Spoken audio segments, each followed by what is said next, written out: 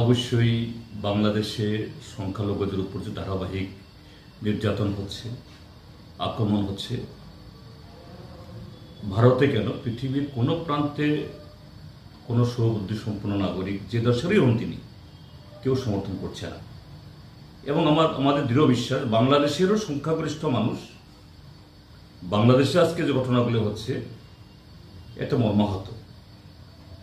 কিন্তু কখনো কখনো পৃথিবীর বিভিন্ন দেশে, বাংলাদেশেও আমাদের দেশেও রাজনৈতিক ক্ষমতার জোরে সংখ্যালঘু হলেও কিছু শক্তি সংখ্যাগুরুর মাথা ব্যথার কারণ হয়ে দাঁড়ায়, এবং এটাই আজকে হচ্ছে বাংলাদেশে আমাদের বিশ্বাস। এবং তার বিরুদ্ধে আমাদের দেশে স্বতঃস্ফূর্তভাবে প্রতিবাদ হচ্ছে।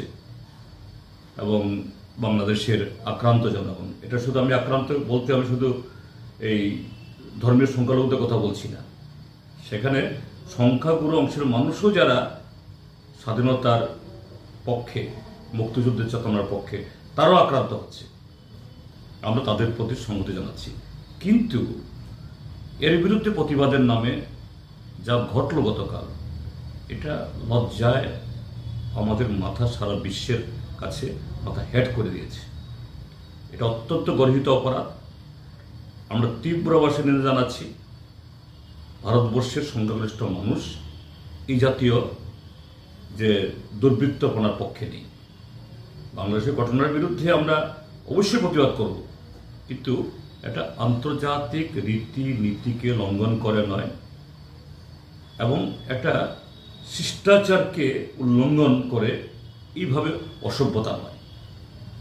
এবং আমাদের দৃঢ় আশা বাংলাদেশের সংখ্যাগরিষ্ঠ মানুষ যারা শান্তি চান, প্রগতি চান, গণতন্ত্র চান, এবং সমস্ত অংশের মানুষ শান্তিপূর্ণ বসবাস করুক এটা চান।